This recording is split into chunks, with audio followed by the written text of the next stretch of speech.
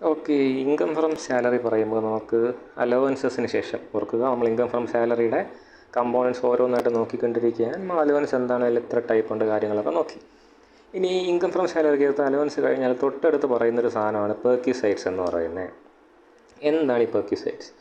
ചില private college പഠിക്കുന്നവർക്കൊക്കെ അറിയാം, അവരുടെ കോളേജിലെ പ്രിൻസിപ്പളിനൊക്കെ അവർ എന്ത് കൊടുക്കും? ഒരു കാർ വിട്ടുകൊടുക്കും അല്ലേ? ഒരു കാർ വിട്ടുകൊടുത്തിട്ട് ആ കാറിലായിരിക്കും ആ പ്രിൻസിപ്പൾ വരുന്നത്. ഈ പ്രിൻസിപ്പൾ റിട്ടയറായി പോകുമ്പോൾ ഈ കാറും കൊണ്ട് വീട്ടിൽ പോകത്തില്ല. അടുത്ത ഇനി പുതിയ പ്രിൻസിപ്പൾ ആര് വരുമോ അയാളായിരിക്കും പിന്നീട് ആ കാർ യൂസ് ചെയ്യുന്നത്. അങ്ങനെ വർഷങ്ങളോളം പ്രിൻസിപ്പൾ എന്ന് പറയുന്ന പദവിക്ക് വേണ്ടി ഒരു കാർ പല കോളേജുകളിലൊക്കെ ഇട്ടിട്ടുണ്ടോ. കോളേജ് എന്ന് മാത്രമല്ല, വലിയ പിന്നെ ഉദ്യോഗസ്ഥർക്ക് വേണ്ടി വേറെ കമ്പനികൾ കൊടുക്കുന്നുണ്ട്. കേന്ദ്ര സർക്കാരും കേരള സർക്കാരും കൊടുക്കുന്നുണ്ട്. എന്തിന്? നമ്മുടെ എല്ലാവർക്കും അറിയാം, തിരുവനന്തപുരത്തൊക്കെയുള്ള ടൈറ്റാനിയം പോലെയുള്ള ഓഫീസുകൾ, അല്ലെങ്കിൽ സെൻട്രൽ ഗവൺമെൻറ് ചില ഓഫീസുകൾക്ക് അവരെന്തുണ്ട്, ജോലിക്കാർക്ക് വേണ്ടി ബസ്സൊക്കെ വിട്ടു കൊടുക്കുന്നുണ്ടല്ലേ. ഞാൻ പറഞ്ഞു വന്ന ആദ്യത്തെ ഉദാഹരണം, പ്രിൻസിപ്പളിന് വേണ്ടി എന്ത് കൊടുക്കുന്നു? കാർ കൊടുക്കുന്നു പറഞ്ഞ ഉദാഹരണത്തിൻ്റെ അകത്ത് ശ്രദ്ധിക്കേണ്ട ഒരു കാര്യം, ഒരുപാട് തൊഴിലാളികൾ ഉണ്ടായിരുന്നിട്ടും പ്രിൻസിപ്പൾ എന്ന് പറയുന്ന പൊസിഷനായിരുന്നു നമ്മൾ എന്ത് കൊടുത്തേ. ബാക്കിയുള്ള തൊഴിലാളികൾക്ക് കൊടുക്കൂല എന്നോ കൊടുക്കാൻ പാടില്ല എന്നോ ഒന്നുമല്ല ഞാൻ പറയുന്നതിൻ്റെ അർത്ഥം. പ്രിൻസിപ്പൾ എന്ന് പറയുന്ന പദവിക്കാണ് എന്ത് നേരത്തെ പറഞ്ഞ ആ കാർ കൊടുത്തിരുന്നത്. ഒരു പക്ഷേ നിങ്ങളവിടെ നേരത്തെ പഠിപ്പിച്ചിരുന്ന സാറായിരുന്നായിരിക്കാം. അയാൾക്ക് അപ്പം കാർ കൊടുത്തിട്ടുണ്ടാവില്ല. പക്ഷേ പ്രിൻസിപ്പളായി കഴിഞ്ഞപ്പോൾ എന്ത് ചെയ്യും? കാർ കൊടുത്തു. കാര്യം ആ ഒരു പദവിയോടുള്ള ബഹുമാനം കൊണ്ട്, അതിന് ആ ഒരു പദവി അർഹിക്കുന്ന ആനുകൂല്യങ്ങളുടെ കൂട്ടത്തിൽ എന്തും കൂടെ കൂട്ടി ഈ മേൽ പറഞ്ഞ കാറും കൂടെ അവർ കൊടുത്തു. ഓക്കെ. അപ്പോൾ നമ്മുടെ പ്രശ്നം ഈ കാർ കൊടുത്തതൊന്നുമല്ല. ഇതുപോലെ ഓരോ ജോലികൾക്കും ആ ജോലിയുടെ പ്രത്യേകത അനുസരിച്ച്, ഓക്കെ, ആ ജോലിയുടെ പൊസിഷനുമായിട്ട് ബന്ധപ്പെട്ട് കിടക്കുന്ന ചില ആനുകൂല്യങ്ങളുണ്ട്. Not in cash. ഓക്കെ, ക്യാഷായിട്ട് കൊടുക്കുന്നതല്ലാത്ത എന്നാൽ ഒരു പ്രത്യേക പദവിയോട് ചേർന്ന് കിടക്കുന്ന ആനുകൂല്യങ്ങളാണ് എന്തെന്ന് വിളിക്കുന്നത്? പെർക്വിസൈറ്റ്സ് എന്ന് വിളിക്കുന്നത്. ഇങ്ങനെയാണ് നിയമം പറയുന്നത്. നമ്മുടെ ഇൻകം ടാക്സ് ആക്ട് എന്താണ് പെർക്വിസൈറ്റ്സ് എന്ന് ചോദിക്കുമ്പോൾ അവരെടുത്ത് പറയുന്ന ഒരു കാര്യമാണ്, it is related to a position. ഒരു ഓഫീസിനോ ഒരു പൊസിഷനോ അറ്റാച്ച്ഡായി കിടക്കുന്നതെന്നാണ് പറയുന്നത്. എന്നാൽ നമുക്ക് പഠിക്കാൻ എളുപ്പത്തിനും മനസ്സിലാക്കാൻ എളുപ്പത്തിനും വേണ്ടിയിട്ട് ഞാൻ പറയുകയാണ്, സാലറി എന്ന ഇനത്തിൽ ശ്രദ്ധിക്കുക, നമ്മളെല്ലാ കമ്പനികളും എന്ത് കൊടുക്കുന്നുണ്ടാവും? ഒരു ബേസിക് സാലറി കൊടുക്കുന്നുണ്ടാവും. ഈ ബേസിക് സാലറിക്ക് ഉപരി പല കാര്യങ്ങൾക്ക് വേണ്ടി, സ്പെസിഫിക് നീഡ്സ് മീറ്റ് ചെയ്യാൻ വേണ്ടിയിട്ട് അഡീഷണൽ പൈസ കൊടുക്കുന്നുണ്ടാവും. ആ പൈസേനെ അലവൻസ് എന്ന് വിളിച്ചു. പണമല്ലാതെ എന്തെങ്കിലും കാര്യത്തിന് വേണ്ടി അധികമായിട്ട് കമ്പനി ഈ പറഞ്ഞ ഒരു തൊഴിലാളിക്ക് വേണ്ടി ചിലവാക്കുന്നുണ്ടെങ്കിൽ, ഒരു ഉദാഹരണത്തിന് പ്രിൻസിപ്പളിന് കാർ വിട്ടു കൊടുക്കുമ്പോൾ കാർ മെയിൻറ്റെയിൻ ചെയ്യുന്നതിന് ചിലവ് ആർക്കാ? കമ്പനിക്കാണല്ലോ, അല്ലെങ്കിൽ ആ ഒരു കോളേജിനാണല്ലോ. അപ്പോൾ ഒരു തൊഴിലാളിക്ക് വേണ്ടി നമ്മൾ കമ്പനി എന്ത് കൊടുക്കുന്നു? ബേസിക് സാലറി കൊടുക്കുന്നു, പ്രത്യേക കാര്യങ്ങൾ പറഞ്ഞ് അതിൻ്റെ കൂടെ അലവൻസുകൾ കൊടുക്കുന്നു. ഇത് രണ്ടുമല്ലാതെ എന്തും കൂടെ കൊടുക്കുകയാണ്, പണത്തിലല്ലാതെ, ഡയറക്റ്റ് ക്യാഷായിട്ടല്ല കൊടുക്കുന്നത്. ഇയാളുടെ കയ്യിൽ ഇതേപോലെ ഈ അലവൻസ് പോലെ ഡയറക്റ്റ് ക്യാഷായിട്ടല്ല കൊടുക്കുന്നത്. പക്ഷേ ക്യാഷിന് തുല്യമായ രീതിയിൽ ഒരു പക്ഷേ ഒരിടത്ത് അടയ്ക്കേണ്ട കാര്യം ഈ നമ്മുടെ എംപ്ലോയർ കൊടുക്കും. ഇപ്പോൾ ഈ പറഞ്ഞ കാറിൻ്റെ കാര്യം തന്നെ, ഈ കാറിൻ്റെ പേയ്മെൻറ്റിൻ്റെ കാര്യം നോക്കുന്നത് എംപ്ലോയർ നോക്കും. അതേപോലെ എംപ്ലോയിക്ക് എന്തോ ഒരു സംഭവം ചെയ്ത് കൊടുക്കുന്നു, not given in direct cash. ശ്രദ്ധിക്കുക, അതാണ് അപ്പോൾ മെയിൻ പോയിന്റ്. പെർക്വിസൈറ്റ്സ് ഇപ്പോൾ എന്തല്ല, ഡയറക്റ്റ് ക്യാഷ് കൊടുക്കുന്നതല്ല, ബട്ട് ഈ എംപ്ലോയിക്ക് എന്തൊക്കെയോ ഗുണങ്ങളുള്ള കാര്യങ്ങൾ ആര് ചെയ്ത് കൊടുക്കുകയാണ്? ഈ തൊഴിൽ ദാതാവ് ചെയ്ത് കൊടുക്കുകയാണ്. ആ കാര്യങ്ങളാണ് നമ്മൾ എന്തെന്ന് വിളിക്കുന്നത്? പെർക്വിസൈറ്റ്സ് എന്ന് ഇൻകം ടാക്സ് ആക്ടിൻ്റെ അകത്ത് പറഞ്ഞേക്കുന്നത്. ഓക്കെ, അപ്പോൾ മനസ്സിലായല്ലോ. ബേസിക് സാലറിയെ കുറിച്ച് പറഞ്ഞു. ബേസിക് സാലറിക്ക് ഉപരി കൊടുക്കുന്ന സ്പെസിഫിക് നീഡ്സ് മീറ്റ് ചെയ്യാൻ വേണ്ടി കൊടുക്കുന്ന ക്യാഷിനാണ് അലവൻസ് എന്ന് പറഞ്ഞാൽ. ഈ അലവൻസ് അല്ലാതെ എന്തെങ്കിലും കാര്യങ്ങൾ, എന്തെങ്കിലും സൗകര്യങ്ങൾ ആര് ചെയ്തു കൊടുക്കുകയാണ്? ഒരു എംപ്ലോയർ എംപ്ലോയിക്ക് ചെയ്ത് കൊടുക്കുകയാണെങ്കിൽ അതിനെയാണ് എന്തെന്ന് വിളിക്കുന്നത്? പെർക്വിസൈറ്റ്സ് എന്ന് വിളിക്കുന്നത്. ഒരു വലിയ ഉദാഹരണം തന്നെയാണ് ഈ പറഞ്ഞ കാറിൻ്റെ കാര്യം. നമുക്കിനി ഇതായിട്ട് എന്ത് നോക്കാം? ഈ മേൽ പറഞ്ഞ പെർക്വിസൈറ്റ്സിൻ്റെ ടൈപ്പ് എന്താണ്, അതിലെന്തൊക്കെ ഉൾപ്പെടും എന്നൊക്കെ ഉള്ളതെന്ന് വിശദമായിട്ട് നോക്കാം. കാര്യം അതറിഞ്ഞാൽ നമുക്ക് ഇതെങ്ങനെയാണ് ഇൻകം ടാക്സിനെ ബാധിക്കുന്നത്, ഇതിൽ ഏതൊക്കെയാണ് ടാക്സ്. വീണ്ടും പറയുന്നു, ഇൻകം ടാക്സിൻ്റെ അകത്ത് കടൽ പോലെ പറയുന്നുണ്ട്. ഓരോന്നിനെക്കുറിച്ചും വളരെ ഡിഫൈൻഡ് ആയിട്ട് ഞാൻ പറഞ്ഞിട്ടുണ്ട്. ലോ ആണ്, ഒരൊറ്റ ലൂപ്പ് ഹോൾ വിട്ടു കൊടുക്കാൻ പറ്റത്തില്ല. എവിടെയൊക്കെ ലൂപ്പ് ഹോൾ വരാൻ സാധ്യതയുണ്ടോ അതെല്ലാം അടച്ചാണ് പോയിരിക്കുന്നത്. അങ്ങോട്ട് പോകുമ്പോൾ നിങ്ങൾക്ക് മനസ്സിലാവും. ഞാൻ അത്ര ഡീറ്റെയിൽ ആയിട്ട് പറയുന്നില്ല. കാര്യം എല്ലാവരും അറിയേണ്ട കാര്യമൊന്നുമല്ല, ബേസിക്സ് മാത്രം നിങ്ങൾ അറിഞ്ഞാൽ മതി. ബട്ട് നിങ്ങൾക്ക് എന്തെങ്കിലും അറിയണമെന്നുണ്ടെങ്കിൽ താഴെ കമൻറ്റായിട്ട് പറഞ്ഞാൽ അതിനെ ഡീറ്റെയിൽ ആയിട്ട് പിന്നീട് വീഡിയോ ഇട്ടേക്കാം. ഓക്കെ, അതൊന്നും ഉപയോഗിക്കേണ്ട ആവശ്യമില്ല. നമുക്കിപ്പോൾ അറിയേണ്ടത് പെർക്വിസൈറ്റ്സിൻ്റെ ടൈപ്സ് എന്താണ്. പെർക്വിസൈറ്റ്സിനെ ലോ 3 വേർതിരിച്ചിട്ടുണ്ട്. വർഷങ്ങളായിട്ട് നമ്മൾ പഠിക്കുന്ന കാര്യമാണ്. ബട്ട് അതിൻ്റെ അകത്തൊരു പ്രശ്നമുണ്ട്, അതും ഞാൻ പറഞ്ഞുതരാം. പെർക്വിസൈറ്റ്സിനെ മൂന്നായിട്ട് വേർതിരിച്ചിട്ടുണ്ടെന്ന് പറയുന്നത്, ഏറ്റവും ആദ്യം എന്ന് പറയുന്നത് എല്ലാ എംപ്ലോയീസിനും ടാക്സബിൾ ആയിട്ടുള്ള, ഇത് കിട്ടുന്ന ആരോ ആയിക്കോട്ടെ, ഓക്കെ, നേരത്തെ നമ്മൾ പറയുന്ന പോലെ ടാക്സബിൾ ആയിട്ടുള്ള അലവൻസ് അങ്ങനെയല്ല പറയുന്നത്, ആർക്ക് കിട്ടുന്നു എന്നതിലാണ് പറഞ്ഞേക്കുന്നത്. അപ്പോൾ എല്ലാവർക്കും ടാക്സബിൾ ആയിട്ടുള്ള, ഓക്കെ, ഓൾ എംപ്ലോയീസിന് ടാക്സബിൾ ആയിട്ടുള്ള പെർക്വിസൈറ്റ്സ് ഉണ്ട്, സ്പെസിഫിക് എംപ്ലോയീസിന് ടാക്സബിൾ ആയിട്ടുള്ള പെർക്വിസൈറ്റ്സ് ഉണ്ട്, ഒരാൾക്കും ടാക്സബിൾ അല്ലാത്ത എല്ലാവർക്കും ടാക്സ് ഫ്രീ ആയിട്ടുള്ള പെർക്വിസൈറ്റ്സ് ഉണ്ട്. പെർക്വിസൈറ്റ്സിനെ മൂന്നായിട്ടാണ് തിരിക്കുന്നത്. ഒന്ന് എന്താണ്, എല്ലാവർക്കും ഏത് ടൈപ്പ് എംപ്ലോയി ആയിക്കോട്ടെ നിങ്ങൾക്ക് അതെന്താണ്, ടാക്സബിൾ ആണ്, അങ്ങനെയുള്ള പെർക്വിസൈറ്റ്സ് ഉണ്ട്. പിന്നെ എന്തുണ്ട്, സ്പെസിഫിക് എംപ്ലോയീസിന് മാത്രം ടാക്സബിൾ ആയിട്ട് വരുന്ന പിന്നെ പെർക്വിസൈറ്റ്സ് ഉണ്ട്, ആർക്കും ടാക്സബിൾ അല്ലാത്ത ഫുള്ളി എക്സെപ്റ്റഡ് ആയിട്ടുള്ള പെർക്വിസൈറ്റ്സ് ഉണ്ട്. ഓക്കെ, അതിലാദ്യം ശ്രദ്ധിക്കേണ്ട ഞാൻ പറഞ്ഞ ആ ഒരു പ്രശ്നം, അതായത് അതാണ് ഞാൻ പറഞ്ഞത്, ഈ നിയമങ്ങളുടെ ഒരു പ്രശ്നം അതാണ്. ഇത് നമ്മുടെ ഇൻകം ടാക്സ് ആക്ട് 1961 മുതൽ പറഞ്ഞു പോകുന്ന, അല്ലെങ്കിൽ അതിനിടയ്ക്ക് എന്താണ് ഒരു ഇതുപോലെ ഒരു സംഭവം പോലെ, അതിന്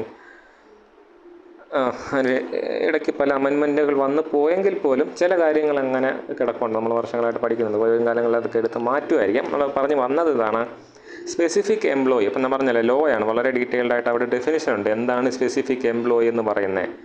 അവർ പറയുന്നത് ഒരു കമ്പനിയുടെ ഡയറക്ടറോ അല്ലെങ്കിൽ ഒരു 50,000-ൽ കൂടുതൽ വരുമാനമുള്ള ഏതെങ്കിലും എംപ്ലോയി. അപ്പോൾ സ്പെസിഫിക് എംപ്ലോയി എന്ന് പറയണമെങ്കിൽ ഈ രണ്ട് ക്വാളിഫിക്കേഷൻ ഏതെങ്കിലും ഒന്ന് വേണം. ഒന്നുകിൽ അയാൾ എന്തായിരിക്കണം, ഒരു കമ്പനിയുടെ ഡയറക്ടർ ആയിരിക്കണം, ഇല്ലെങ്കിൽ 50,000-ൽ കൂടുതൽ വാർഷിക വരുമാനം വേണമെന്നാണ് പറയുന്നത്. അപ്പോൾ ഇത് ശ്രദ്ധിക്കേണ്ട കാര്യം, നമ്മുടെ മിനിമം വേജസ് ആക്ട് ഉണ്ട്, അതായത് മിനിമം കൂലി എത്രയെന്ന് നിശ്ചയിക്കുന്ന ഒരു നിയമമുണ്ട്. ആ നിയമപ്രകാരം എല്ലാ എംപ്ലോയിക്കും, ഓക്കെ, ഒരു ഓർഗനൈസ്ഡ് സെക്ടറിൽ ജോലി ചെയ്യുന്ന എല്ലാ എംപ്ലോയിക്കും എന്ത് വരും, 50,000-ൽ കൂടുതൽ ശമ്പളം വരും. അപ്പോൾ ആ ഒരു കുരുക്ക് മനസ്സിലായോ? ഇവിടെ ഒരു പറയുന്നത് 50,000-ൻ്റെ താഴെ ശമ്പളം ഉള്ളവർ എന്തായിട്ട് കൂട്ടത്തില്ല, സ്പെസിഫിക് എംപ്ലോയി ആയിട്ട് കൂട്ടത്തില്ല എന്നാണ് പറഞ്ഞേക്കുന്നത്. പക്ഷേ അങ്ങനെ ഒരൊറ്റ ആളുപോലും ഇല്ല. അപ്പോൾ ഇങ്ങനെ സ്പെസിഫിക്കായിട്ട് പറയേണ്ട ആവശ്യമുണ്ടോ? ആവശ്യമില്ല. കൺഫ്യൂഷൻ ഉണ്ടായെന്ന് എനിക്ക് നല്ലപോലെ അറിയാം. ഞാൻ ഒന്നൊന്ന് വ്യക്തമാക്കി പറയുകയാണ്. ഈ രണ്ട് ഹെഡിൽ വേർതിരിച്ച് പറയുമെങ്കിലും ഇതെന്താണ്, എല്ലാവർക്കും ടാക്സബിൾ ആണ്. കാരണം ഇന്ത്യയുടെ ഇപ്പോഴത്തെ ഒരു വേജ് സിസ്റ്റം അനുസരിച്ച് മിനിമം കൂലി അനുസരിച്ച് എല്ലാവർക്കും എന്ത് കിട്ടും, 50,000-ൽ കൂടുതൽ വരുമാനം കിട്ടും. അതുകൊണ്ട് ഈ വേർതിരിവിൻ്റെ ആവശ്യമില്ല. ഈ ഒരു സംഭവം, അതായത് 50,000-ൽ കൂടുതൽ വരുമാനം എല്ലാവർക്കും കിട്ടുമെന്നൊരു നിയമം വരുന്നതിന് മുമ്പ് ഉണ്ടാക്കിയ ക്ലാസിഫിക്കേഷനാണിത്. അതുകൊണ്ടാണ് നമ്മൾ ഇപ്പോഴും ഇങ്ങനെ തന്നെ പഠിച്ച് പോകുന്നത്. ഈ കാലാനുസൃതമായ മാറ്റങ്ങൾ അതിൻ്റെ അകത്ത് വന്നിട്ടില്ല, അതിൻ്റെ പ്രശ്നമാണ്. അപ്പോൾ നിങ്ങൾ ഇത്രയും മനസ്സിലാക്കുക, ഏറ്റവും ബേസിക്കായിട്ട് മനസ്സിലാക്കുക. ഇപ്പോഴത്തെ അവസ്ഥയിൽ, ഓക്കെ, ഇപ്പോഴത്തെ അവസ്ഥയിൽ പെർക്വിസൈറ്റ്സിനെ നമുക്ക് ഇങ്ങനെ വേർതിരിക്കേണ്ട, എന്ത് ചെയ്താൽ മതി, പെർക്വിസൈറ്റ്സിനെ രണ്ടായിട്ട് തിരിച്ചാൽ മതി. എല്ലാവർക്കും ടാക്സബിൾ ആയിട്ടുള്ളത്, എല്ലാവർക്കും ടാക്സ് ഫ്രീ ആയിട്ടുള്ളത്. ഓക്കെ, നമുക്ക് ആ രീതിയിൽ തന്നെ പറഞ്ഞു പോകും. അതാണ് സത്യാവസ്ഥ. മറ്റേത് വെറുതെ നമ്മൾ തിയറി ഇങ്ങനെ പറഞ്ഞു പോകുന്നവർ വീണ്ടും പറഞ്ഞു പോകുന്നതാണ്. അതിൻ്റെ അകത്ത് അങ്ങനെ ഒരു പ്രശ്നമുണ്ട്. നല്ല ടെക്സ്റ്റ് ബുക്കുകളാണ് നിങ്ങൾ ഉപയോഗിക്കുന്നതെങ്കിൽ അതിൻ്റെ അകത്ത് അവരത് സ്പെസിഫൈ ചെയ്തിട്ടുണ്ടാവാം. ഓക്കെ, ഒന്ന് മനസ്സിലാക്കാൻ വേണ്ടി പറഞ്ഞതേ ഉള്ളൂ. ഇനി നമുക്ക് എന്ത് ചെയ്യാം, ഏതൊക്കെയാണ് ഈ പറഞ്ഞ പെർക്വിസൈറ്റ്സ് എന്ന് നോക്കാം. ഓക്കെ, ഇനി ഒരു കാര്യം, ഓൾ ടാക്സബിൾ നമ്മൾ പറഞ്ഞല്ലോ, അതായത് എല്ലാവർക്കും ടാക്സബിളായിട്ട് വരുന്ന, ഏത് എംപ്ലോയി ആയിരുന്നാലും അവർക്ക് ടാക്സബിളായിട്ട് വരുന്ന, എല്ലാവർക്കും ടാക്സബിളായിട്ട് വരുന്ന പെർക്വിസൈറ്റ്സിൻ്റെ കാര്യം പറയുമ്പോൾ ഒരു ജനറൽ ഹെഡിങ് ഞാൻ പറയാണ്, വീണ്ടും ശ്രദ്ധിക്കുക. നമ്മുടെ ലോ ഇതിനെ വളരെ ഡീറ്റെയിൽ ആയിട്ട്, വളരെ ഇൻ ഡെപ്തിൽ ഓരോന്ന് സ്പെസിഫിക്കായിട്ട് പറയുന്നുണ്ട്. എന്നാൽ അതിലേക്ക് ഇങ്ങനെ ഓരോന്ന് ഇറങ്ങി ചെല്ലുന്നതിനേക്കാളും ഞാൻ ഒറ്റ വാക്കി പറയുകയാണ്. നിങ്ങൾക്ക് വേണ്ടി, ഫോർ എക്സാമ്പിൾ, നിങ്ങളൊരു കമ്പനിയിലെ ജോലിക്കാരനാണ് വിചാരിക്കുക. ഓക്കെ, എംപ്ലോയിയുടെ എന്തെങ്കിലും ഒരു പേയ്മെൻറ്റ്, എംപ്ലോയി അടയ്ക്കേണ്ട എന്തെങ്കിലും ഒരു പേയ്മെൻറ്റ് എംപ്ലോയർ കൊടുക്കുന്നുണ്ടെങ്കിൽ, ഓക്കെ, എംപ്ലോയി കൊടുക്കേണ്ട എന്തെങ്കിലും ഒരു പേയ്മെൻറ്റ് എംപ്ലോയർ കൊടുക്കുന്നുണ്ടെങ്കിൽ അതെന്താണ്, ഫുള്ളി ടാക്സബിൾ ആണ്. ഫോർ എക്സാമ്പിൾ, ഒരു ഉദാഹരണം പറയുകയാണെങ്കിൽ, നിങ്ങൾ എന്ത് ചെയ്യാണ്, ഇപ്പോൾ എൻ്റെ ഒരു ഫ്രണ്ട്, പുള്ളിക്കാരൻ ബ്ലൂംബർഗിൽ ജോലി ചെയ്യാണ്.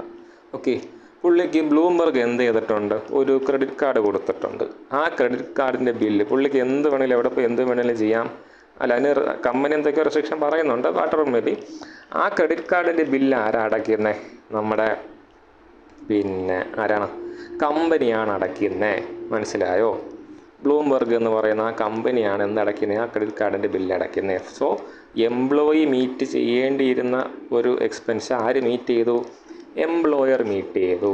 ഇങ്ങനെ വരുന്ന പെർക്വിസൈറ്റ്സിനെ എല്ലാം എവിടെ ഉൾപ്പെടുത്തും? നമ്മുടെ ടാക്സബിൾ ഇൻകത്തിൻ്റെ അകത്ത് ഉൾപ്പെടുത്തും. അത് ഫുള്ളി ടാക്സബിളാണ്. വീണ്ടും ഓർക്കുക, ഫുള്ളി ടാക്സബിൾ പറഞ്ഞതിൻ്റെ അർത്ഥം എന്താ? എത്ര ഇൻകമാണ് ടാക്സബിൾ അത് കണ്ടെത്തിക്കൊണ്ടിരിക്കുകയാണ് നമ്മൾ. അതിൻ്റെ ഒരു ഭാഗമാണ് ഈ പെർക്വിസൈറ്റ്സ് എന്ന് പറയുന്നത്. അപ്പോൾ എംപ്ലോയി അടയ്ക്കേണ്ടിയിരുന്ന അയാളുടെ പേഴ്സണൽ അല്ലെങ്കിൽ അയാൾ എന്തെങ്കിലും പർപ്പസിന് വേണ്ടി അയാൾ കൊടുക്കേണ്ടിയിരുന്ന എക്സ്പെൻസ് എംപ്ലോയർ നേരിട്ട് മീറ്റ് ചെയ്യുകയാണ്. ഇതേപോലെ ഒരുപാട് കാര്യങ്ങൾ വരാം. എന്ത് പറയാം, നമുക്ക് ഒരു യൂട്ടിലിറ്റി ബില്ല് എന്ന് പറയുന്നത്, ഫോർ എക്സാമ്പിൾ, ഇയാളുടെ വാട്ടറിൻ്റെ ഇലക്ട്രിസിറ്റിയുടെ ചാർജ് ആരടയ്ക്കുകയാണ്? ഈ പറഞ്ഞ പോലെ എംപ്ലോയർ അടയ്ക്കുകയാണ്. അതെല്ലാം എവിടെ വരും? ഫുള്ളി ടാക്സബിൾ ആയിട്ടുള്ള ഒരു പെർക്വിസൈറ്റ്സ് ആണ്. അപ്പോൾ വീണ്ടും ശ്രദ്ധിക്കുക, ഈ പെർക്വിസൈറ്റ് എന്ന് വെച്ചാൽ എന്താണ്? ഇപ്പോൾ നിങ്ങൾ വിചാരിക്കും പൈസയല്ലേ കൊടുത്തത്, എംപ്ലോയിയുടെ കയ്യിൽ കൊടുത്തില്ലല്ലോ, അല്ലേ? എംപ്ലോയിക്ക് നേരിട്ട് പൈസയൊന്നും കിട്ടിയില്ല. അയാൾക്ക് എന്താണ്? ഇപ്പോൾ ഈ നേരത്തെ ഞാൻ പറഞ്ഞ എൻ്റെ ഫ്രണ്ടിൻ്റെ കാര്യം പറയുകയാണെങ്കിൽ, ഈ പറഞ്ഞ ഇലക്ട്രിസിറ്റി അല്ലെങ്കിൽ ക്രെഡിറ്റ് കാർഡ് ഉപയോഗിക്കാനുള്ള സൗകര്യം ഫ്രീ ആയിട്ട് കിട്ടി. പക്ഷേ ക്രെഡിറ്റ് കാർഡിൻ്റെ അകത്ത് നിന്ന് ഇയാൾ പണവും എടുത്തിട്ടില്ല, ക്രെഡിറ്റ് കാർഡിൻ്റെ ബില്ല് ഇയാൾ അടച്ചിട്ടുമില്ല. ക്രെഡിറ്റ് കാർഡിൻ്റെ ബില്ല് ആരടച്ചേ? എംപ്ലോയർ തന്നെയാണ്, ജോലി തന്ന ആൾ, അയാൾ തന്നെയാണ് ഇതിൻ്റെ ബില്ലും അടച്ചേ. മനസ്സിലായോ? ഓക്കെ. അപ്പോൾ നിങ്ങൾ ടെക്സ്റ്റ് നോക്കുകയാണെങ്കിൽ, നിങ്ങൾ സാധാരണ ടെക്സ്റ്റൊക്കെ നോക്കുകയാണെങ്കിൽ അവർ ഇതിനെയാണ് എന്തെന്ന് പറഞ്ഞേക്കുന്നത്? ഓൾ എംപ്ലോയീസിന് ടാക്സബിൾ ആയിട്ടുള്ള, ഞാൻ നേരത്തെ പറഞ്ഞല്ലോ, സ്പെസിഫിക് എംപ്ലോയീസിന് മാത്രം ടാക്സബിൾ ആയിട്ടുള്ള ചില കാര്യങ്ങൾ ഓർക്കുക. സ്പെസിഫിക് എന്ന് പറയുന്നതിൻ്റെ അകത്ത് പറയുന്ന കണ്ടീഷൻ അനുസരിച്ച് എല്ലാ എംപ്ലോയീസും എന്താണ് ഉൾപ്പെടും. അതുകൊണ്ട് സ്പെസിഫിക് എന്ന് പറഞ്ഞാൽ മാറി ചിന്തിക്കേണ്ട ആവശ്യമില്ല, എല്ലാവർക്കും ടാക്സബിൾ ആയിട്ടുള്ള കാര്യം തന്നെയാണ്. അതിലൊരു ക്ലാരിറ്റി കുറവ് വന്നിട്ടുണ്ടെങ്കിൽ പറയാൻ ഞാൻ റിപ്പീറ്റ് ചെയ്ത വേറൊരു വീഡിയോ ആയിട്ട് അത് പ്രത്യേകിച്ച് ചെയ്തിട്ടേക്കാം. ഓക്കെ. അപ്പോൾ ശ്രദ്ധിക്കേണ്ട കാര്യം എന്ന് പറയുന്നത് എന്തൊക്കെയാണ് ഇനി അടുത്ത് പറയുന്നത്? ഒന്നാമത്തെ കാര്യം പറഞ്ഞു, എംപ്ലോയി കൊടുക്കേണ്ട എന്തെങ്കിലും ബില്ല് ആര് കൊടുക്കുന്നുണ്ടെങ്കിൽ, എംപ്ലോയർ കൊടുക്കുന്നുണ്ടെങ്കിൽ, നമ്മൾ ലോ പറയുന്ന 2 കാര്യം എടുത്ത് പറയുകയാണ്.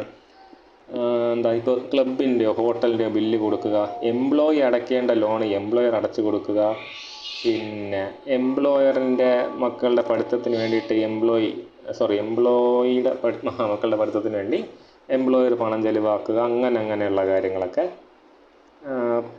അതൊക്കെ എന്താണ് വരുന്നത്? ഈ പറഞ്ഞ മുകളിൽ പറഞ്ഞ ഒന്നാമത് പറഞ്ഞ സാധനത്തിൻ്റെ അകത്ത് വരും. പെർക്വിസൈറ്റ്സ് ആണ്. ആലേക്ക് ആ സൗകര്യം മാത്രം നമുക്ക് കിട്ടുന്നത്, അല്ലാതെ എന്ത് കിട്ടുന്നില്ല? ഈ പറഞ്ഞ പോലെ ഒരു ഇത് കിട്ടുന്നില്ല, ഡയറക്റ്റ് ക്യാഷ് കിട്ടുന്നില്ല, ആ സൗകര്യം മാത്രമാണ് അവിടെ കിട്ടുന്നത്.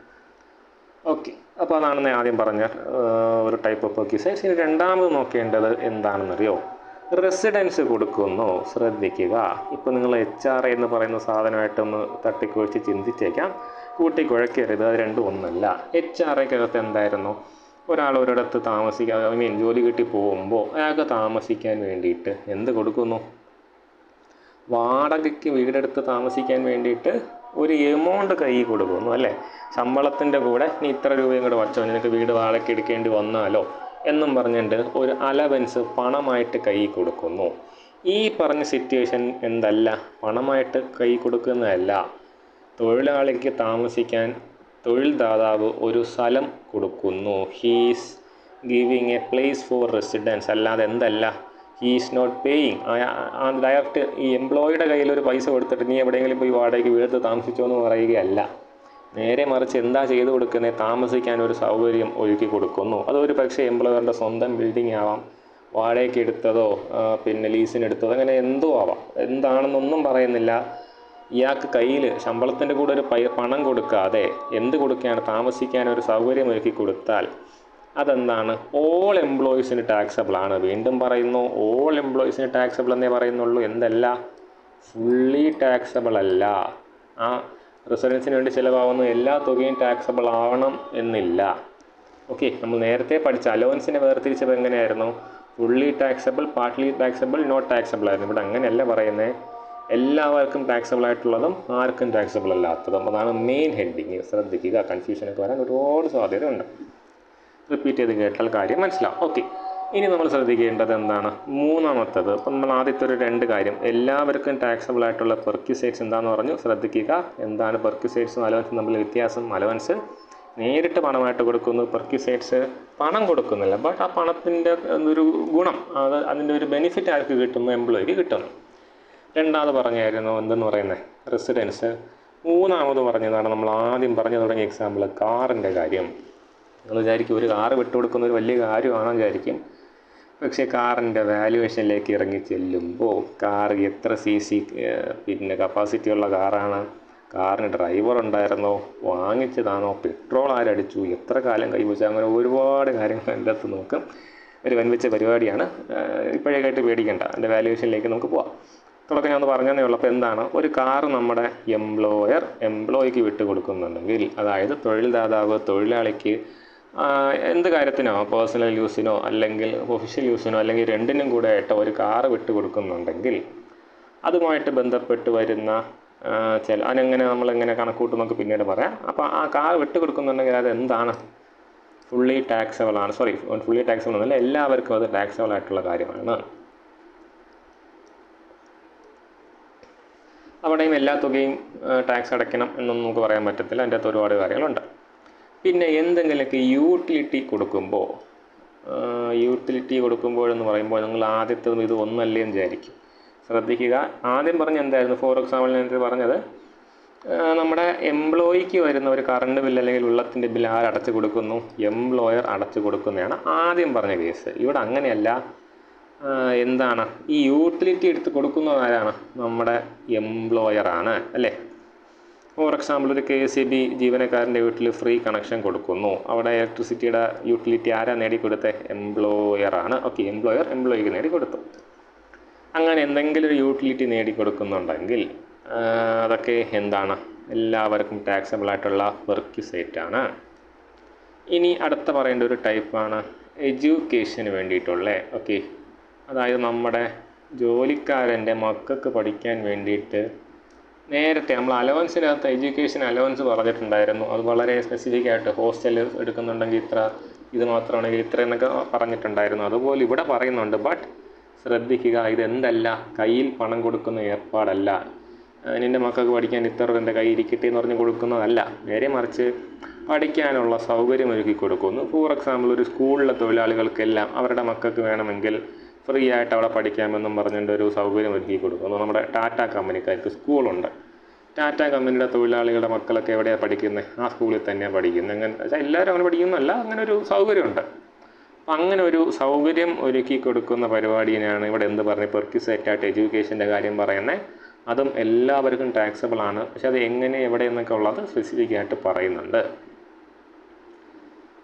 പിന്നെ വരുന്ന ഒരു സാധനമാണ് ട്രാൻസ്പോർട്ടിന് വേണ്ടിയിട്ടുള്ളത്. എന്തെങ്കിലും ട്രാൻസ്പോർട്ടിന് പിന്നെ കുറേ മിസ്ലേനിയസ് ആയിട്ടുള്ള സാധനങ്ങളുണ്ട്. ഞാൻ കുറച്ച് മേജറായിട്ടുള്ള, നമുക്ക് ഒരു ബേസിക് അറിയാൻ വേണ്ടി ആഗ്രഹിക്കുന്നവൻ മനസ്സിലാവും, വളരെ മേജറായിട്ട് ഡിസ്കസ് ചെയ്യുന്ന സാധനങ്ങൾ മാത്രമേ ഇവിടെ ലിസ്റ്റ് ചെയ്തിട്ടുള്ളൂ. അപ്പോൾ ഇതൊക്കെയാണ് എന്തെന്ന് പറയുന്നത്, ഈ പറഞ്ഞ എല്ലാവർക്കും ടാക്സബിൾ ആയിട്ടുള്ള പെർക്വിസൈറ്റ്സ് എന്ന് പറയുന്നത്. ഇനി അടുത്ത നമ്മുടെ ചോദ്യം എന്താണ്, അപ്പോൾ ടാക്സ് ഫ്രീ ആയിട്ടുള്ള പെർക്വിസൈറ്റ്സ് എന്ന് പറയുന്നത്? അതായത് പണമായിട്ടല്ലാതെ ഒരു എംപ്ലോയിക്ക് കൊടുക്കുന്ന സൗകര്യങ്ങളിൽ ഏതൊക്കെ എന്തായിട്ട് കണക്കിലെടുക്കില്ല, ടാക്സബിൾ ഇൻകത്തിൻ്റെ പാർട്ടായിട്ട് കണക്കിലെടുക്കില്ല എന്നുള്ള ചോദ്യമാണ്. അതിൻ്റെ അകത്ത് കുറേ ചില്ലറ കാര്യങ്ങൾ പറയുന്നുണ്ട്. പക്ഷേ ഏറ്റവും മേജറായിട്ട് പറയുന്നൊരു സാധനം മെഡിക്കൽ ബെനിഫിറ്റ്സ് ആണ്. പക്ഷേ അത് നിങ്ങൾ ശ്രദ്ധിക്കുക, അതിന് വളരെ സ്ട്രിക്റ്റ് ആയിട്ടുള്ള റൂൾസ് ഉണ്ട്. നമുക്കതിലേക്കൊക്കെ പോവാം. കുറച്ചൊന്ന് സമയമെടുത്ത് തന്നെ അറിയേണ്ട കാര്യമാണത്. മെഡിക്കൽ ബെനിഫിറ്റ്സിന്, അതായത് ഒരു എംപ്ലോയിയുടെ കുടുംബത്തിനുള്ളവർക്കോ അല്ലെങ്കിൽ എംപ്ലോയിക്ക് മാത്രം ആയിക്കോട്ടെ, അവരുടെ കാര്യങ്ങൾ നോക്കാൻ വേണ്ടി നേരത്തെ പറഞ്ഞ ടാറ്റ ഗ്രൂപ്പിൽ തന്നെ അവർക്ക് ഒരു ഹോസ്പിറ്റലുണ്ടെന്ന് വിചാരിക്കുക, ഉണ്ടെന്ന് തന്നെയാണ് എൻ്റെ വിശ്വാസം. ഹോസ്പിറ്റലുണ്ട്, അവിടെ അവരുടെ തൊഴിലാളികൾക്കെല്ലാം ഫ്രീ ട്രീറ്റ്മെൻ്റ് ആണെന്നുണ്ടെങ്കിൽ അതൊരു മെഡിക്കൽ ബെനിഫിറ്റ് അല്ലേ? അതിനെന്ത് കൊടുക്കണ്ട, ടാക്സബിൾ അല്ല. അത് ടാക്സബിൾ ഇൻകത്തിൻ്റെ അകത്ത് കൂട്ടത്തില്ല ആ പെർക്വിസൈറ്റ്സിനെ. അതുപോലെ പല രീതിയിൽ, അത് ഞാനിപ്പം ഒറ്റ വാക്കിൽ പറയാൻ പറ്റത്തില്ല, വളരെ കോംപ്ലിക്കേറ്റഡ് ആണ്, ഒരുപാട് കാര്യങ്ങൾ പറയുന്നുണ്ട്. എന്നാലും പൊതുവേ നമുക്ക് പറയാം, മെഡിക്കൽ ബെനിഫിറ്റ്സ് എന്താണ്, ടാക്സ് ഫ്രീ പെർക്വിസൈറ്റ്സ് ആണ് under given conditions of the law. ആ കണ്ടീഷൻസ് എന്താണെന്ന് നമുക്ക് പിന്നീട് നോക്കാം, പോട്ടെ. രണ്ടാമത്തെ കാര്യം, ടീ അല്ലെങ്കിൽ സ്നാക്സ് കൊടുക്കുന്നുണ്ടെങ്കിൽ, ഇത് കേൾക്കുമ്പോൾ നിങ്ങളൊരു കാര്യം ഓർക്കുന്നുണ്ടാവാം, നമ്മുടെ അലവൻസിൻ്റെ കാര്യം പറഞ്ഞപ്പോൾ അവിടെ എന്തുണ്ടായിരുന്നു, ഈ tiffin allowance, okay, tiffin allowance fully taxable, എല്ലാവർക്കും ടാക്സബിൾ ആണെന്ന് പറഞ്ഞു. അതേസമയം ടീ ആൻഡ് സ്നാക്സ് ആണ് കൊടുക്കുന്നുണ്ടെങ്കിൽ, ഓർക്കുക, ടീയും സ്നാക്സും കുടിക്കാൻ അലവൻസ് കൊടുക്കുന്നതല്ല, ടീയും സ്നാക്സും എംപ്ലോയീസിന് കൊടുക്കുന്നുണ്ടെങ്കിൽ അതിന് വേണ്ടിയിട്ട് ചിലപ്പോൾ ഒരു ദിവസം ഫോർ എക്സാമ്പിൾ 20,000 രൂപ ചിലവാക്കുന്നു ടീ ആൻഡ് സ്നാക്സിന് വേണ്ടി. അങ്ങനെയാണെങ്കിൽ ഒരു മാസം 20 × 30 600 രൂപ, 600 രൂപ നിൻ്റെ ഇൻകത്തിൻ്റെ കൂടെ കൂട്ടി കാണിക്കുക, അങ്ങനെയൊന്നും പറയുന്നില്ല. ഓക്കെ, അപ്പോൾ അതെന്താണ്, ഫുള്ളി ടാക്സ് ഫ്രീ ആണ്. പിന്നെ കുറച്ച് സ്പെസിഫിക് കാര്യങ്ങൾ പറയുന്നുണ്ട്. ഇപ്പോൾ നമ്മുടെ എംപ്ലോയിക്ക് പഠിക്കാൻ വേണ്ടി റിഫ്രഷ്മെൻറ്റ് കോഴ്സുകൾ കൊടുക്കുന്നു.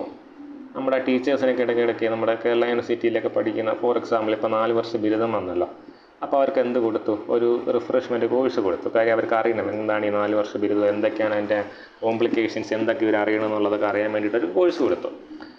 അപ്പോൾ എന്ത് ചെയ്തു, അതിന് വേണ്ടി ഉണ്ടായ ചിലവ് ഇവരുടെ മേൽ എന്തായിട്ട് അടിച്ചേൽപ്പിക്കില്ല, ടാക്സബിൾ ഇൻകത്തിൻ്റെ പാർട്ടായിട്ട് അടിച്ചേൽപ്പിക്കത്തില്ല. പിന്നെ പറയുന്ന ഒരുപാട് കാര്യങ്ങളുണ്ട്. നമ്മുടെ സ്റ്റാഫ് ഗ്രൂപ്പ് ഇൻഷുറൻസ് ഒക്കെ ഉണ്ടല്ലോ, അതായത് സ്റ്റാഫുകൾക്ക് വേണ്ടിയിട്ട് എടുക്കുന്ന ഇൻഷുറൻസ്, അതിലേക്കുള്ള കോൺട്രിബ്യൂഷൻ, പിന്നെ ഹൈക്കോർട്ട് സുപ്രീം കോടതി ജഡ്ജികൾക്ക് താമസിക്കാൻ വേണ്ടി സൗകര്യം കൊടുക്കുന്നു. അങ്ങനെ ഒരുപാട് കാര്യങ്ങൾ എന്താകുന്നില്ല, പിന്നെ ടാക്സബിൾ ഇൻകത്തിൻ്റെ പാർട്ടായിട്ട് കണക്കാക്കുന്നില്ല. അതായത് പെർക്വിസൈറ്റ് ആണെങ്കിൽ പോലും എന്ത് കൊടുക്കണ്ട, അതിനൊന്നും ടാക്സ് കൊടുക്കണ്ട. ഓക്കെ, അപ്പോൾ ഇങ്ങനെ പറഞ്ഞു പോകുന്നുണ്ട്. അപ്പോൾ നിങ്ങൾ ഈ ടാക്സ് ഫ്രീ മനസ്സിലാക്കിയില്ലെങ്കിലും ടാക്സബിളിനെ കുറിച്ച് ഒരു വിധം ധാരണ ഉണ്ടെങ്കിൽ ടാക്സ് ഫ്രീ നമുക്ക് കാര്യമായിട്ട് എടുക്കേണ്ട ആവശ്യമില്ല, മെഡിക്കൽ ബെനിഫിറ്റ്സ് മാത്രം ഒന്ന് നോക്കിയാൽ മതി. ഇനി ഒരു വലിയ ചോദ്യം ബാക്കി കിടപ്പുണ്ട്, നിങ്ങൾ ശ്രദ്ധിച്ചിട്ടുണ്ടോ എന്ന് എനിക്കറിയില്ല. ഫോർ എക്സാമ്പിൾ എനിക്ക് ഒരു 20,000 രൂപ ബേസിക് സാലറി ഉണ്ട്. ഓക്കെ, എനിക്ക് ടാക്സബിളായിട്ട് ഒരു 10,000 രൂപ അലവൻസ് എവിടെ നോക്കി എന്തൊക്കെയോ കാര്യത്തിന് കിട്ടുന്നുണ്ട്, അതിൽ 10,000 രൂപ ടാക്സബിൾ ആണെന്ന് നമ്മൾ കണ്ടെത്തി. അപ്പോൾ എൻ്റെ ടാക്സബിൾ സാലറി ഒരു മാസത്തെ, ഞാൻ ഒരു വർഷത്തെ പൊതുവേ നോക്കാറുള്ളൂ, നിങ്ങൾ എളുപ്പത്തിനായിട്ട് പറയുന്നതാണ്, ഒരു മാസത്തെ എൻ്റെ ടാക്സബിൾ സാലറി എന്ന് പറയുന്നത് 30,000 ആണ് കണ്ടെത്തിയത്. അതായത് 20,000 ബേസിക് സാലറി പ്ലസ് ഈ പറഞ്ഞ 10,000 അലവൻസ്, പിന്നെ കുറയ്ക്കാനും കൂട്ടാനുള്ള എല്ലാം കഴിഞ്ഞ് എനിക്ക് 30,000 എന്ന് മനസ്സിലായി. ഇവിടെ കൃത്യ എമൗണ്ട് ആണല്ലോ. 20,000 എനിക്ക് എന്ത് കിട്ടി, ബേസിക് സാലറി ആയിട്ട് കിട്ടി. 10,000 എനിക്ക് എന്തായിട്ട് കിട്ടി, അലവൻസ് ആയിട്ട് കിട്ടി. അപ്പോൾ എനിക്ക് 30,000 എന്തുണ്ട്, ഈ പറഞ്ഞ പോലെ ടാക്സബിൾ സാലറി ആയിട്ടുണ്ട്. അതായത് 30,000ക്ക് ഞാൻ എന്ത് കൊടുക്കണം, മാസം 30,000 × 12 തന്നെ നോക്കാം, കുഴപ്പമില്ല. 30,000 എന്ന് പറഞ്ഞാൽ 3 ലക്ഷം, 3,60,000 ടാക്സബിൾ ഇൻകം ഉണ്ട്. പിന്നെ ബാക്കി സ്ലാബൊക്കെ നോക്കി ഇങ്ങനെയൊക്കെ പോട്ടെ. ഇവിടെ എനിക്ക് എന്തുകൊണ്ട് കാൽക്കുലേറ്റ് ചെയ്യാൻ പറ്റി, എനിക്ക് ഈ കിട്ടുന്ന അലവൻസ് ഒരു എമൗണ്ട് ആണല്ലോ കിട്ടുന്നത്, അതുകൊണ്ട് ആ എമൗണ്ടിൽ ടാക്സബിൾ അല്ലാത്തത് മാറ്റി ടാക്സബിളായിട്ടുള്ളത് മാത്രം എടുത്താൽ മതി. പക്ഷേ ഒന്ന് മുകളിലേക്ക് നോക്കിയാടാ, ഫോർ എക്സാമ്പിൾ ഇവിടെ നമ്മുടെ ഈ എഡ്യൂക്കേഷൻ്റെ കാര്യം, അല്ലെങ്കിൽ ഈ പോട്ടെ എഡ്യൂക്കേഷൻ, പിന്നെ ഒരു മയമുണ്ട്, കാറിൻ്റെ കാര്യം നോക്കിയാടാ. എൻ്റെ തൊഴിൽ ദാതാവ്, ഫോർ എക്സാമ്പിൾ ഞാനിപ്പം SBI ബാങ്കിൽ മാനേജറാണെന്ന് വിചാരിക്കാം, എൻ്റെ തൊഴിൽ ദാതാവ് SBI ആണ്, SBI എനിക്കൊരു കാറ് വിട്ട് തന്നോ. അപ്പോൾ അവിടെ ചോദ്യമുണ്ട്, ഇതിനെ ഞാൻ എങ്ങനെ എൻ്റെ സാലറിക്കകത്ത് കാണിക്കും? അവർ വിട്ടുന്നത് കാറല്ലേ, കാറെന്ന് പറയുന്നത് 10-20 ലക്ഷം രൂപ വിലയുള്ള സാധനമായിരിക്കാം. പിന്നെ ഇത് ഉപയോഗിക്കുന്നത് പല രീതിക്കായിരിക്കാം, നമുക്കങ്ങനെ എഴുതി വെച്ചൊന്നും കൃത്യമായിട്ടൊന്നും അറിയത്തില്ലായിരിക്കാം, എത്ര കാലം ഉപയോഗിക്കണമെന്നോ അല്ലെങ്കിൽ എന്ത് ഉപയോഗിച്ചെന്നോ ഒന്നും കൃത്യമായിട്ടൊന്നും പറയാൻ പറ്റാത്തൊരു രീതിയിലായിരിക്കാം ഉപയോഗിക്കാറ്. എല്ലാവരും അങ്ങനെ ആവണമെന്നൊന്നുമില്ല. അങ്ങനെ ഇരിക്കുമ്പോൾ ഈ കാറിനെ എങ്ങനെ എൻ്റെ സാലറിയുടെ ഭാഗമായിട്ട് കാണിക്കും? അപ്പോൾ ഞാൻ ഈ കാറിൻ്റെ കാര്യം പറഞ്ഞതുപോലെ എല്ലാത്തിലും ഈ ചോദ്യമുണ്ട്. ഇവിടെ നോക്കിയടാ, എംപ്ലോയി എൻ്റെ ബില്ലുകൾ അടച്ചു, അതെങ്ങനെ ഞാൻ എൻ്റെ സാലറിയുടെ ഭാഗമായിട്ട് കാണിക്കും? എംപ്ലോയി എനിക്ക് താമസിക്കാൻ സൗകര്യം തന്നു, അല്ലാതെ വീട് വാടകയ്ക്ക് എടുത്ത് താമസിക്കാൻ പൈസ തന്നൊന്നുമല്ല, എനിക്ക് താമസിക്കാൻ എംപ്ലോയി ഒരു സൗകര്യം ഒരുക്കി തന്നു, അതിനെ ഞാൻ എങ്ങനെ എൻ്റെ സാലറിയുടെ ഭാഗമായിട്ട് കാണിക്കും? അതാണ് വീണ്ടും നമ്മൾ ചോദിച്ചു. കാർ എനിക്ക് വിട്ട് തന്നു, അതിനെ ഞാൻ എങ്ങനെ എൻ്റെ സാലറിയുടെ ഭാഗമായിട്ട് കാണിക്കും? എനിക്ക് എന്തോ യൂട്ടിലിറ്റി തന്നു, ഗ്യാസ്, ഇപ്പോൾ ഫോർ എക്സാമ്പിൾ ഞാൻ KCBയിലെ ജോലിക്കാരനാണ്, എനിക്ക് വീട്ടിൽ കറണ്ട് കണക്ഷൻ ഫ്രീ ആയിട്ട് തന്നു, അതിനെ ഞാൻ എങ്ങനെ സാലറിയുടെ ഭാഗമായിട്ട് കാണിക്കും? എൻ്റെ മക്കളുടെ പഠിത്തം, എൻ്റെ കമ്പനി, ഞാൻ ടാറ്റ കമ്പനിയിൽ ജോലിക്കാരനാണ്, അവരെന്ത് പറഞ്ഞു, എൻ്റെ മക്കളുടെ പഠിത്തം ഞാൻ ഏറ്റെടുത്തു, അതിനെ ഞാൻ എങ്ങനെ എൻ്റെ സാലറിയുടെ ഭാഗമായിട്ട് കാണിക്കും? എനിക്ക് ട്രാൻസ്പോർട്ടേഷന് വേണ്ടി സൗകര്യമൊരുക്കി തന്നു, അതിനെ ഞാൻ എങ്ങനെ സാലറിയുടെ ഭാഗമായിട്ട് കാണിക്കും? ഒറ്റ വാക്കി ചോദിച്ചാൽ പെർക്വിസൈറ്റ്സ് എന്തായിട്ടല്ല കിട്ടുന്നത്, കൃത്യം ഒരു എമൗണ്ട് ആയിട്ടല്ല കിട്ടുന്നത്. പിന്നെ അതിനെയൊക്കെ ഞാൻ എങ്ങനെ എൻ്റെ സാലറിയുടെ ഭാഗമായിട്ട് കാണിക്കും? അതാണ് നമ്മുടെ ചോദ്യം. ആ ചോദ്യത്തിനുള്ള ഉത്തരമാണ് പെർക്വിസൈറ്റ്സിൻ്റെ അകത്ത് വളരെ ഇമ്പോർട്ടൻ്റ് ആയിട്ട് നമ്മൾ അറിയേണ്ടത്. So we are moving to the next heading, valuation. Valuation എന്ന് പറഞ്ഞാൽ പ്രോസസ്സ് ഇത് തന്നെയാണ്. അതായത് പണമായിട്ട് കിട്ടാത്ത പെർക്വിസൈറ്റ്സുകളെ, പണമായിട്ട് കിട്ടാത്ത ബെനിഫിറ്റുകളെയാണല്ലോ പെർക്വിസൈറ്റ്സ് എന്ന് വിളിച്ചത്. പണമായിട്ടല്ലാതെ ഒരു എംപ്ലോയറിൽ നിന്ന് എംപ്ലോയി നേടിയെടുക്കുന്ന പെർക്വിസൈറ്റ്സുകളുടെ മൂല്യം എത്ര, അതിന് നമുക്ക് പല രീതിയിൽ നോക്കിയാൽ പല മൂല്യം കിട്ടും. എന്നാൽ ഇൻകം ടാക്സ് ആക്ടിൻ്റെ അകത്ത്, IT ആക്ടിൻ്റെ അകത്ത് ഈ പറഞ്ഞ സാധനങ്ങളുടെ മൂല്യം എന്താണ്, അല്ലെങ്കിൽ നമ്മുടെ ഓരോ വർഷവും ടാക്സ് കൊടുക്കേണ്ട ഇൻകത്തിൻ്റെ അകത്ത് ഈ പറഞ്ഞ സാധനങ്ങളെ എങ്ങനെ ഉൾപ്പെടുത്താം എന്നതിനുള്ള ഇൻകം ടാക്സിൻ്റെ ഉത്തരമാണ് വാല്യുവേഷൻ ഓഫ് പെർക്വിസൈറ്റ്സ്. നമുക്ക് കാറ് വിട്ട് തന്നു, അതിൻ്റെ മൂല്യം എത്ര ഒരു വർഷത്തെ, അല്ലെങ്കിൽ നമുക്ക് താമസിക്കാൻ സ്ഥലം തന്നു, അതിൻ്റെ ഒരു വർഷത്തെ മൂല്യം എത്ര, അങ്ങനെ നമ്മൾ ഓരോന്നിൻ്റെയും മൂല്യം കണ്ടെത്തും. വളരെ സ്പെസിഫിക് ആയിട്ട്, വളരെ ഡീറ്റെയിൽഡ് ആയിട്ട് എന്ത് പറയുന്നുണ്ട്, കാര്യം പറയുന്നുണ്ട്. ഈ വീഡിയോയ്ക്കകത്ത് ഞാനത് പറയുന്നില്ല, അത്ര ഡീറ്റെയിൽ ആയിട്ട് പറയേണ്ട കാര്യമായതുകൊണ്ടാണ്. സോ ഈ ബേസിക് ഐഡിയയിൽ എന്താണ് പെർക്വിസൈറ്റ്സ്, അതിൽ എന്തൊക്കെ ക്ലാസിഫിക്കേഷൻ ഉണ്ട്, എന്തുകൊണ്ടാണ് ക്ലാസിഫിക്കേഷനിൽ ഒരു തെറ്റുണ്ടെന്ന് പറഞ്ഞു, പിന്നെ എന്തൊക്കെ ടാക്സബിളാണ്, എന്തൊക്കെ നോൺ ടാക്സബിളാണെന്നുള്ള ബേസിക് കാര്യം പറഞ്ഞിട്ടുണ്ട്. എന്തെങ്കിലും സംശയം ഉണ്ടെങ്കിൽ താഴെ ഒന്ന് കമൻറ്റ് ചെയ്യുക, നമുക്ക് റിസോൾവ് ചെയ്ത് പോവാം. ഓക്കെ, നെക്സ്റ്റ് വീഡിയോയ്ക്കകത്ത് ഇതിൻ്റെ വാല്യുവേഷൻ, അപ്പോൾ എന്താണ് വാല്യുവേഷൻ മനസ്സിലായെന്ന് വിശ്വസിക്കുന്നു. വാല്യുവേഷൻ എങ്ങനെയാണെന്നുള്ളത് നെക്സ്റ്റ് വീഡിയോയ്ക്കകത്ത് നോക്കാം.